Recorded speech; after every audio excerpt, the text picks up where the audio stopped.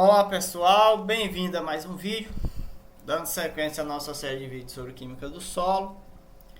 Hoje a gente vai falar sobre colóides, né? Colóide é bastante importante, muito importante que vocês entendam, né, o conceito de colóide, para vocês conseguirem, né, entender a questão dos nutrientes do solo, como eles são armazenados e como eles são disponibilizados para as plantas, né? Colóides, né, são ou soluções coloidais ou sistema coloidal, são mistura que apresenta aspecto de solução, ou seja, de uma mistura homogênea, mas na verdade eles são misturas heterogêneas, né? Uma mistura homogênea é uma mistura que ela se une totalmente. Quando a gente pega sal ou açúcar e mistura com água, açúcar dissolve totalmente, açúcar que estava na fase líquida, né? Ela dissolve totalmente e aquela mistura passa a ser somente água. Açúcar ou sal dissolve totalmente nessa água, né? Então ela é uma mistura homogênea, ela passa a ter apenas um estado líquido, né? Porém, quando a gente pega areia, por exemplo, e mistura com água, né? A areia não dissolve e se une totalmente à água, né, digamos assim. Mesmo misturado, ali continua tendo, né, duas moléculas, né, visível ou talvez até invisível, mas ali continua tendo água e tendo areia. Não fica uma solução de água com areia, não fica uma mistura, né, que uma das partes desaparece e fica só a outra, né? Fica ali tendo as duas moléculas, uma molécula física, né, e uma molécula líquida, digamos assim. Então, uma mistura, um colóide, né, ele tem uma mistura, né, só que ela é heterogênea, ou seja, ela tem duas ou mais moléculas diferentes ali, né? Porém, elas normalmente são invisíveis ao olho nu, né? Um dos exemplos que a gente dá é o próprio sangue humano, né? Ali tem água no sangue, né? Uma boa parte de água, mas também tem uma parte física, embora não seja possível ver olho nu. O sangue tem os glóbulos vermelhos, né? As hemácias, que são, né, células vivas e elas estão em estado físico, né, circulando dentro do sangue que é líquido, né? O mesmo acontece com leite e muitos outros exemplos, né? Que são, a gente olha, é líquido, parece ter só aquele líquido, mas olhando com um microscópio bem potente a gente consegue ver as partes, né, físicas ali. Então não é uma mistura homogênea, ela é heterogênea, né? Então os colóides são essas misturas, né, que embora pareça só líquida, né, ou mesmo a pasta de dente também é um colóide, né, e não é nem líquida nem física e tem mais de uma partícula, digamos assim, né. Às vezes quando você vai tomar um remédio e é recomendado que agite antes de beber, né, qualquer líquido, é porque normalmente esse líquido é um colóide, então ele tem uma parte física e uma líquida, digamos assim. Ao misturar esses colóides, né, ao misturar a parte líquida e a física, ela fica distribuída mais homogeneamente entre ela, mais igual, né? Isso porque, embora não seja nítida a olho nu, né, a diferença das misturas coloidais pode ser observada mediante o uso de instrumentos, tais como o microscópio, né? O tamanho das partículas presentes nos colóides compreende entre 1 a 1000 nanômetros, né, e 1 nanômetro equivale a 1 milionésimo de milímetro, né, realmente bem pequeno. Os componentes dos colóides são chamados de disperso e dispersante, né? A quantidade do dispersante é sempre superior, né? Aparentemente assume uma característica de mistura homogênea, né? A gente tem um exemplo, né, o desodorante, né, líquido ali, em gás na verdade, né? Quando a gente aperta ali aquele botão, né, sai um gás ali muito rápido, né? Só que aquele gás ele está, digamos assim, transportando partículas físicas, né?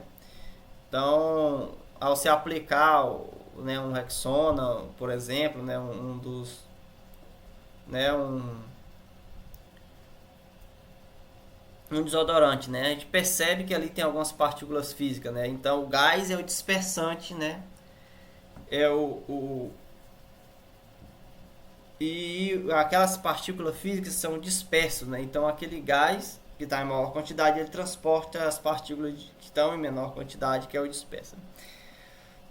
Aparentemente essa é uma característica, né, de mistura homogênea. A gente acha que tem só aquela parte que tem maior quantidade. A gente observa mais o dispersante, mais o disperso está ali presente. Nem todas as argilas são estritamente coloidais, né? É importante entender isso, né? Porque as partículas de argila, né, que formam a maioria dos colóides, né? Mas nem todas as argilas, né, são colóides, né? Porém, mesmo assim, suas partículas maiores possuem características do tipo coloidal, né? Como os óxidos, a caolinitas, né? E as montimorillonitas, né? Nomezinho complicado. Né, as parcelas mais ativas do solo são aquelas em estado coloidal. E existe dois tipos distintos de matéria coloidal, né, a orgânico e a inorgânico, misturada entre si. Então, as argilas, elas, né, grande parte das argilas são colóides, mas nem todas são, né? E a maioria tem um comportamento, né, uma estrutura parecido como colóide. E uma grande quantidade de colóide, mas nem todas são, né? Então, um solo que tem uma boa quantidade de argila, né, ele tem uma maior quantidade de colóide, né, e os colóides são extremamente importantes. O tipo orgânico está representado sob a forma de humo, né? Humo é matéria orgânica decomposta, né? O resultado da decomposição de uma matéria orgânica é chamada de humo, né? E o inorgânico, né, está representado sobre a, né, o orgânico, né, está representado sobre a forma de humo, né? E o inorgânico acha-se presente quase que exclusivamente sobre a forma de minerais argilosos das diversas formas, né? Então, né, tem essa mistura de colóides orgânico e inorgânico, né? Obviamente a quantidade vai depender, né, da quantidade de matéria orgânica nesse solo, da quantidade de argila e assim vai, né? Então os tipos orgânicos são dos humus, né, que são matéria orgânica decomposta, né? E os inorgânicos, né, são, né, quase que 100%, né, sobre a forma de minerais argilosos, né? São aqueles minerais, né, resultante aí da decomposição de uma matéria, de uma rocha mãe, né, de uma rocha, através do processo de intemperismo, né, surgiu essas partículas minerosas e argilosas que são os colóides, né? Os colóides têm capacidade de gerar carga, né, e isso aqui é o que torna, né, os colóides tão especial, essa capacidade de gerar carga, né? Tanto ele gera cargas positivas quanto cargas negativas, né? Quando possui carga negativa, né, tem a capacidade de troca de cátion, a CTC, a famoso CTC do solo, né? A capacidade de troca de cátion.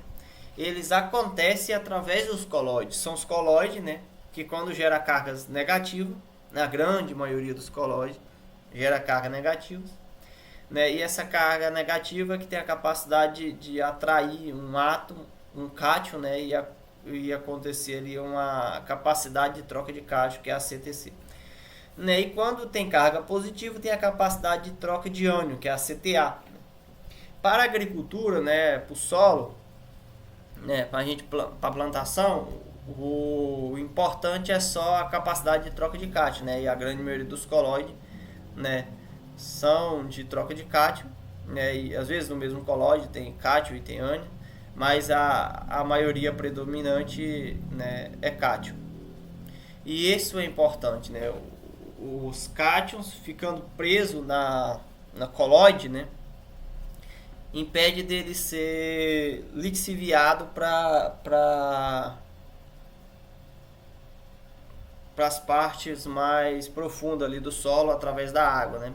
Então, os colóides é tipo um armazenamento, né, de cátion, e os cátions normalmente são os nutrientes, a gente já viu a tabela sobre os cátions, né?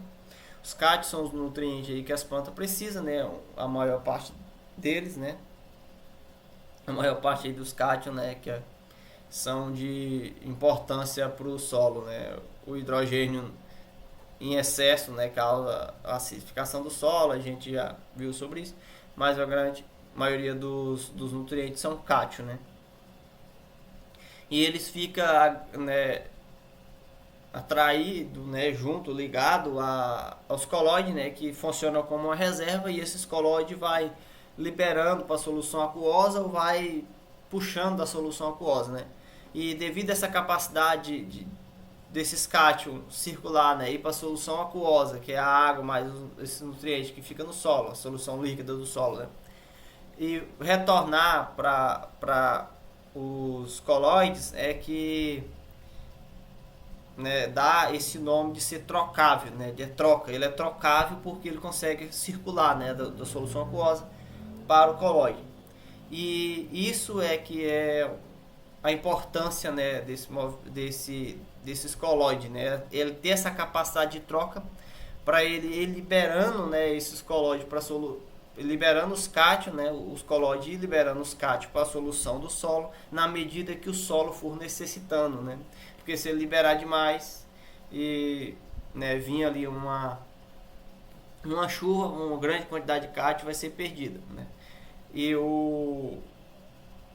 os colóides vão dosando essa liberação de cátion para as plantas poderem absorver, né, e ter uma qualidade aí na plantação. Então, pessoal, por hoje é isso. O objetivo aqui é vocês entenderem o que é o colóide, né? É essa mistura aí do solo, né? Então, o colóide, né, é uma partícula ali de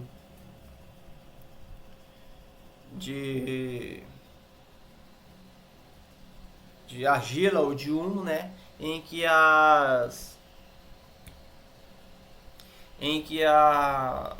os nutrientes, né, os cátions, fica seguro a ele. Então tem ali um colóide, né, uma partícula, ele tem uma carga negativa, e essa carga negativa atrai um monte de cátions que vão, né, se agrupando ele ali, fazendo aquele agregado ali né, uma partícula, alguns átomos, algumas partículas de argila com essa carga, e atrai uma certa quantidade de cátion e forma uma reserva. Quando ele libera para a solução do solo, né, as plantas conseguem absorver, né? E, né, esse colóide é de fundamental importância porque, né, retém e guarda ali aqueles nutrientes para o solo. Muito obrigado por assistir até aqui, e até o próximo vídeo, se Deus quiser.